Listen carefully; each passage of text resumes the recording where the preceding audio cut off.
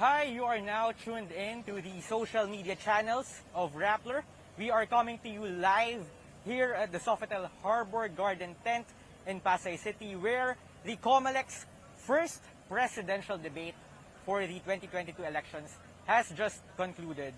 9 presidential aspirants have attended the debate, and it's a 150-minute event, and there are lots of things to unpack. Thankfully, we are now joined by John Neri, our editorial consultant for Rappler, to discuss some of, or many of the things that happened during this event. So, John, ang daming nangyari. So I guess my first question is, what were the standout moments of the debate? Well, good evening, Dwight. It's been a long day. I think that the number one highlight is that we waited 2 hours for it, but at around 9 p.m., all of a sudden, you had 3 and then 4 presidential candidates criticizing the Marcos family and Ferdinand Marcos Jr. for their estate tax deficiencies. The 203 billion peso deficiency became an issue.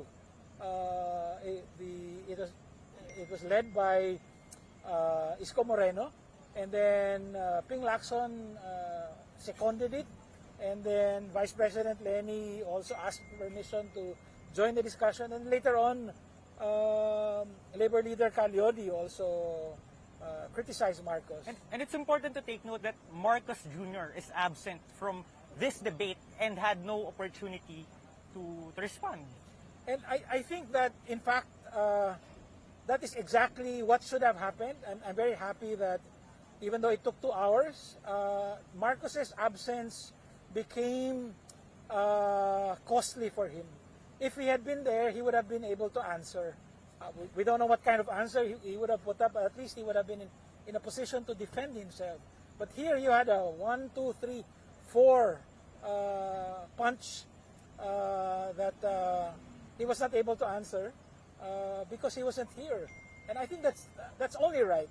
If you are absent from these official debates, you should pay the cost of being absent.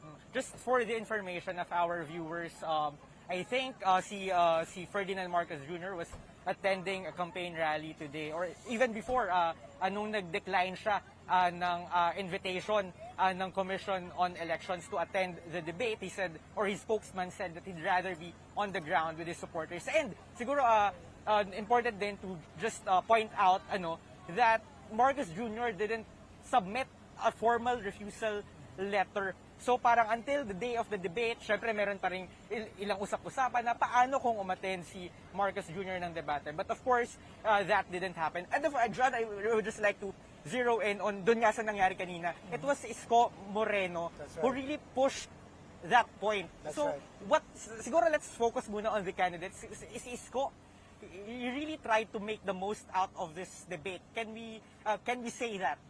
Yes, and I think, in fact, that there were 3 strong performances, but I think Isko's was the strongest. I think he needed to do something out of the ordinary today, and he did it. He needed to attack Marcos without coming across as too aggressive. So he did that by not mentioning Marcos's name at all. But the reference to the 203 billion pesos in tax arrears was very, very clear. And in fact, he also very cleverly attacked Marcos again in another issue regarding disinformation by going back to the issue of the tax deficiency by saying, hindi yan fake news, hindi yan disinformation, totoo yan. Sinabi ng Supreme Court yan. So I really thought that he came off best. If we had to name a person who won the debate, I would think it would be Isko Moreno. Leni Robredo did very well. She came prepared, thoroughly prepared. The numbers were at her fingertips. You can see the framework of a lifetime of grassroots service defined her answers. She did very well. Another person who did very well was Calyodi de Guzman, the labor leader. I think that we need to point out the historic nature of the fact that we have a labor leader who is among the presidential candidates. It's still a very long shot. But I was really struck by one particular moment. The moderator, Lucy Cruz Valdez, asked them, what do you think about the 4-day work week? And Calyodi gave this answer, which, of course, because he's a workers' rights advocate, put the welfare of workers front and center. One of the things he said was that it sounds good, but they'll be working longer hours. They need to be paid overtime. And the amazing thing was, at least 4 other presidential candidates led by Ping Lacson said, alam nyo, tama si Calyodi. Vice President Robredo also said that. So I was thinking, oh, that's very, very interesting. Here you have a leftist labor leader actually defining an issue of the moment from the point of view of workers' rights, and the other candidate saying, he's right. There are a lot of things there, John. So I guess first balik lang tayo dito kay Isko. There are criticisms that he's pandering to the Duterte supporters. Was that evident tonight? Were there moments tonight na parang, okay, he's again appealing to the voters that elected Duterte to the Malacanang? Yes, I believe so. I think that Isko Moreno had 2 audiences in mind. The general public, especially those supportive of or sympathetic to Marcos, and an audience of 1, President Duterte. I do believe that he is courting Duterte's endorsement. So he said the right things. He was the only candidate when asked, do you support the build? He said yes without qualifications. Vice President Robredo said yes, but focus on 4 priority areas. Ping Lacson said yes, but only, what was that? 12 out of the 118 projects were completed, and so on and so forth. It was only Isko Moreno who said yes. I'll give an unqualified yes. He also spoke about Imperial Manila. When he was asked about priority sectors, he talked about Metro Manila being overdeveloped, which is an issue that resonates with Duterte supporters.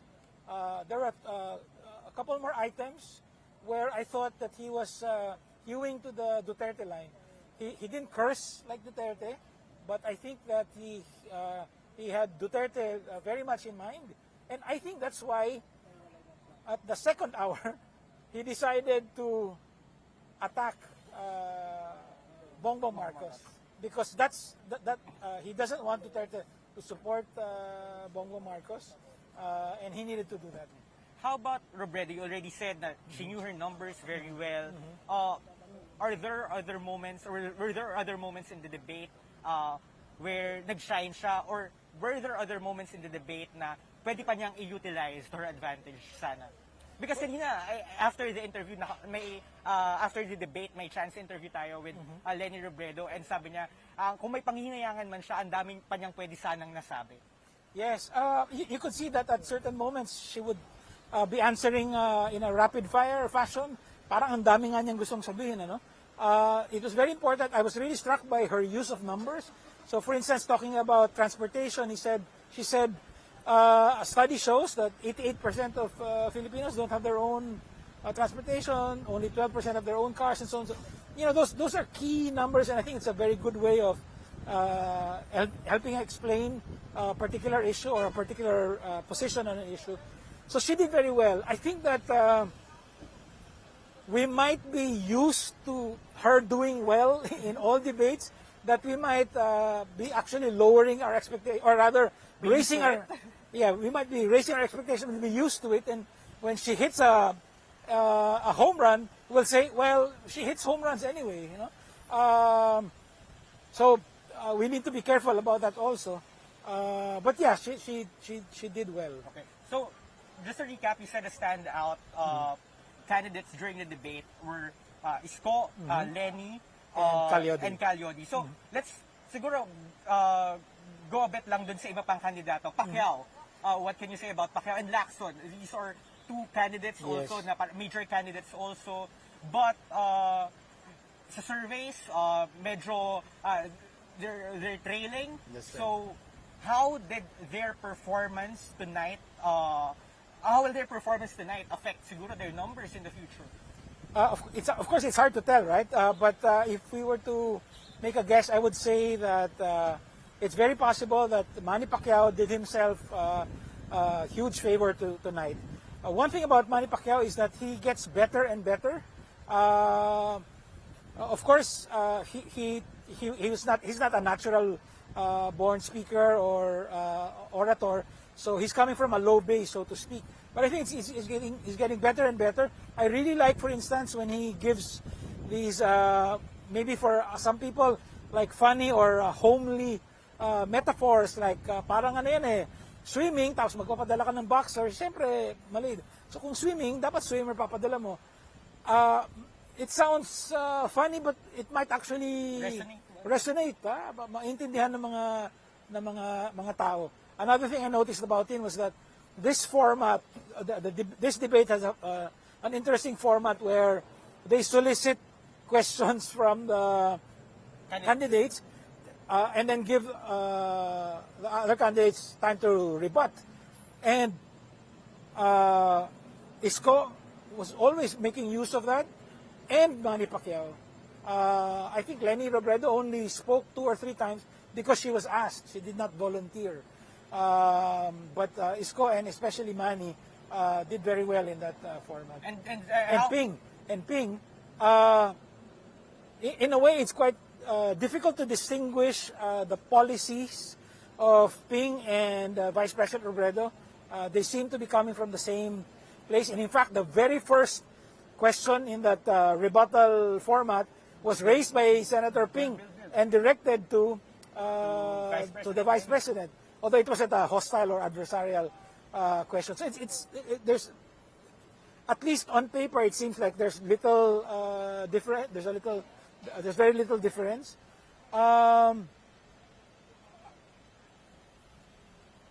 This will sound strange because he's a policeman. He very proudly called himself a soldier, but he came across as very professorial. But I think that's because he spent what 3 terms already in the Senate. You know, he talks about legislation, GAA. He talks about the General Appropriations Act. Talks about the Labor Code and so on. So I thought that while he explained things well, he comes across as a rather distant professor.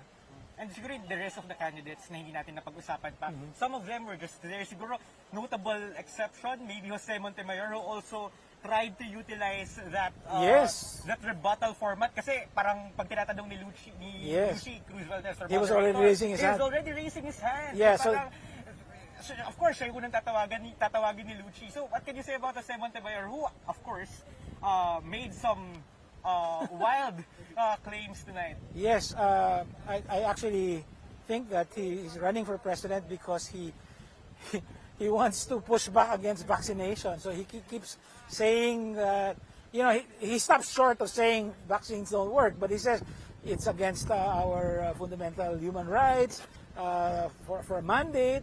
There was a question about the economy, and he goes back and says, but the reason why it's hard for them to show up because of the vaccine. Vaccination card. Yeah, vaccination cards. And so I did not expect this, but it turns out he seems to be a single issue candidate. And that issue, unfortunately, is vaccination. And from a doctor. And from a doctor, economist, lawyer. So, I guess before we wrap up, this is the first debate that the Comelec conducted. And it's a crowded debate stage. Siguro, let's compare it to 2016 when ilan lang sila, five lang sila noon. Is that a disadvantage na ang dami nila sa stage? Dahil nahihirapan ba yung other candidates to shine? What can you say lang siguro about the format of this debate? Not so much a format, but the decision of the Comelec to allow a total of 10 candidates to run. It's a disadvantage to the public when you have 10 people, well 9 tonight, engage in this kind of discussion, there's very little time. There were some moments when they were able to circle and dig deeper into a particular issue. But usually, you would have sound bites, like the very first question. Most of them were just sound bites. That's a problem. So maybe it's possible next election to have some sort of preliminary debates of course this is a contentious idea, but maybe a preliminary debate or a series of debates for those below a certain threshold, so that the others who have a real chance of becoming president might have more time. Having said that, I realize that that proposal is going to cut out Calyodi, and Calyodi has been very good for these debates, has been helping us rethink some of the issues that we usually think about when it's election time. So it's a difficult balancing act. Okay, before we wrap up, John, any final thoughts? Because tomorrow, tayo rin yung magkasama for the vice presidential debate. Well, speaking of vice presidents, it's only Walden Bello who showed up today, if I'm not mistaken, right, to support Calyodi de Guzman, his running mate. Tomorrow, again, we will not see the frontrunner, Sara Duterte, which might be a real problem for her because Tito Soto is... his numbers is in the 20s. Parang ganun. That's right. And it is wrong to discount someone like him, who's topped the Senate elections before, who's won 4 Senate races. So it might be foolish of Sara from that point of view. If that same thing happens, they attack her and she's not able to defend herself because she's absent, and then those leading the attack would be someone like Senate President Tito Soto, then we'll see that that decision has very real consequences. And it's someone we grew up watching by Itbulaga. So yes, that's right. Yeah. So anyway, that's it for today, for tonight. Tomorrow we're coming back also to discuss what's gonna happen before and after the vice presidential debate. So to everyone watching, please stay tuned to the social media channels of Rappler. Tomorrow, the Commission on Elections conduct its first vice presidential debate. There are going to be 5 debates for this debate series of the Commission on Elections. So stay tuned for that. Good night. Thank you.